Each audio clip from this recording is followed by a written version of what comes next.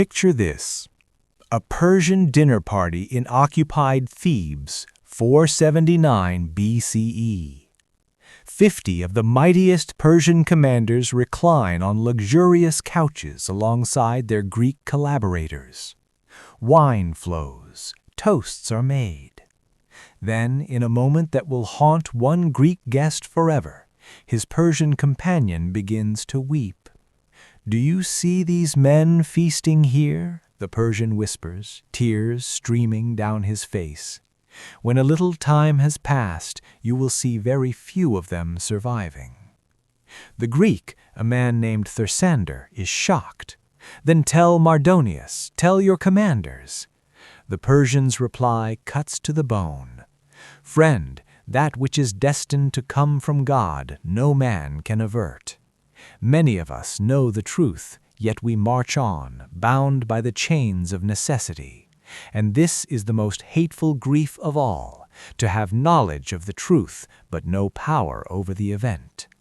Within days, this prophecy would come true on the plains of Plataea in one of history's most decisive battles.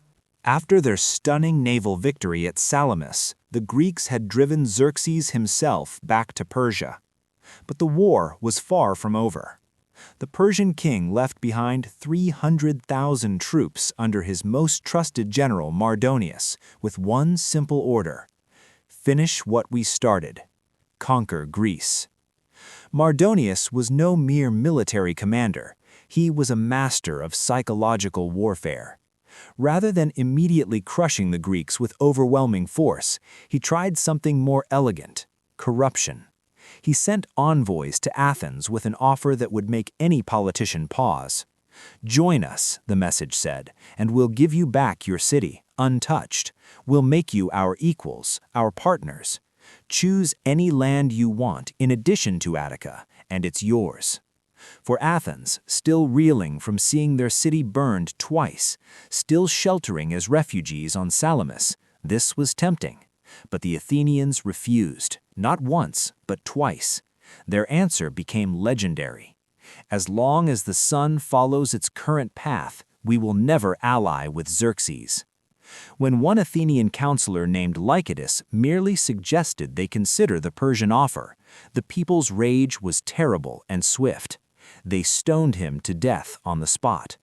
But the fury didn't end there.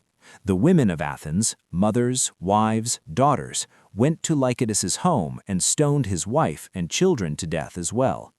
The message was clear: there would be no compromise with Persia. But while Athens stood firm, Sparta played a different game. The Spartans were busy fortifying the isthmus of Corinth, building a wall to protect the Peloponnese. Their strategy seemed simple: let Persia take Athens, again, while we protect our own lands. The Athenian envoys came to Sparta with a desperate warning: help us, or we'll have no choice but to accept Persia's offer.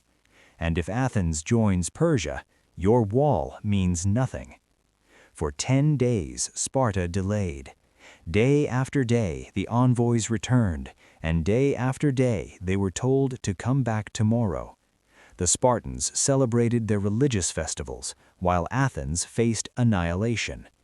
Finally, a wise foreign advisor named Chileos told the Spartan leaders something they couldn't ignore: if Athens allies with Persia, you haven't built a wall, you've built a prison. A wide door into the Peloponnese will stand open for the Persians. That night, without telling the Athenian envoys, 5,000 Spartan warriors marched out of the city. By the time the envoys discovered this the next morning, the Spartans were already on the road to face Persia. As the Greek armies converged near Plataea, Mardonius deployed his secret weapon, his cavalry, commanded by the legendary Mecistios. This warrior was a spectacle unto himself, riding a Nicaean horse with a golden bridle, wearing a golden breastplate beneath a crimson tunic. The Persian cavalry attacked relentlessly, and the Megarian contingent, positioned in the most vulnerable spot, was being slaughtered. They sent an urgent message: We cannot hold, send reinforcements, or we abandon this position." 300 Athenian volunteers stepped forward. In the chaos of battle, an Athenian archer's arrow struck Mecistios's horse. The beast reared, and the great commander crashed to the ground. The Athenians swarmed him. They struck at his armor again and again, but the golden scales deflected every blow. Finally, one soldier noticed the only weak point and thrust his spear through Mecistios's eye. When the Persian cavalry realized their commander had fallen, they attacked en masse to recover his body. A vicious fight erupted. The Greeks held the body. When reinforcements arrived, the Persians finally retreated, but they left behind their fallen hero. The Greeks paraded Mecistios's body along their battle lines. Soldiers broke formation just to gaze upon him, such was his size and magnificence. That night, the Persian camp filled with the sounds of mourning. Men cut their hair, their horses' manes, and wailed in grief. All of Boeotia echoed with their lament. For 8 days, the two armies faced each other across the Asopus River. Neither would cross. The religious omens kept coming back negative for both sides, at least for offensive action. Then a Theban advisor gave Mardonius a clever suggestion. The Greeks are receiving supply trains from the Peloponnese through the mountain passes. Cut off their supplies. That night, Persian cavalry rode to the pass called Three Heads by the Boeotians. They found exactly what they were looking for: a supply convoy of 500 pack animals with their handlers, bringing food and provisions to the Greek army.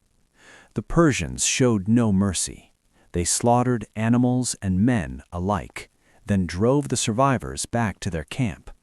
The Greeks' supply line was severed. In Mardonius's command tent, a heated debate erupted. Artabazos, one of Xerxes' most trusted advisors, urged caution. "We should withdraw to Thebes. We have gold, both coined and uncoined, silver, precious cups. Send these to the Greek city leaders. They'll surrender their freedom for wealth. Why risk battle?" The Thebans had been saying this all along. It was the smart play. But Mardonius was a warrior, not a diplomat. "Our army is superior. We engage tomorrow." One of his commanders raised the issue of an oracle, a prophecy that Persians would perish if they came to Greece. Mardonius dismissed it with a wave. "That oracle refers to those who would plunder Delphi. We won't touch the temple, so it doesn't apply to us. At dawn, we fight." What Mardonius didn't know was that the weeping Persian at that dinner party had been right. Destiny was already written. The Greek army that assembled at Plataea was unlike anything that had come before.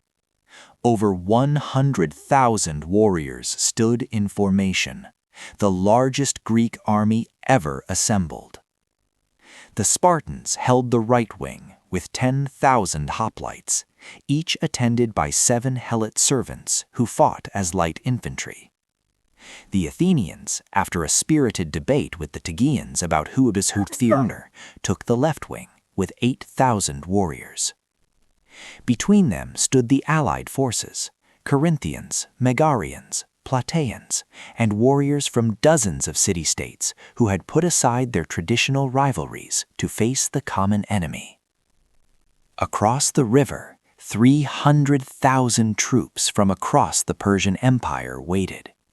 Medes, Bactrians, Indians, Sake, and Greek collaborators from Thebes, Thessaly, and Macedonia stood ready to crush the Greek rebellion once and for all.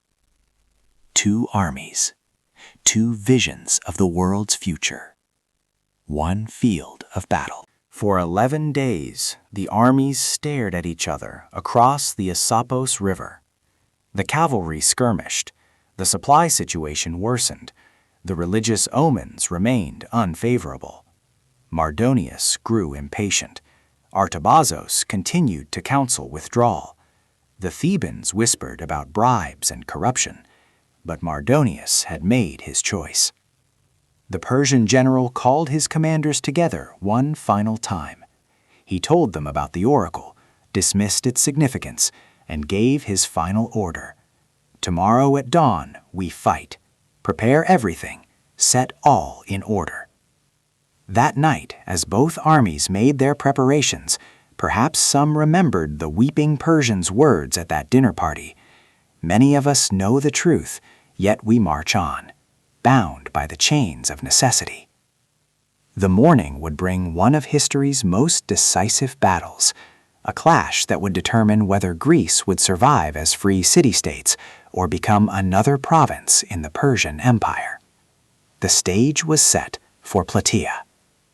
Don't forget to subscribe and smash that bell so you won't miss my next historical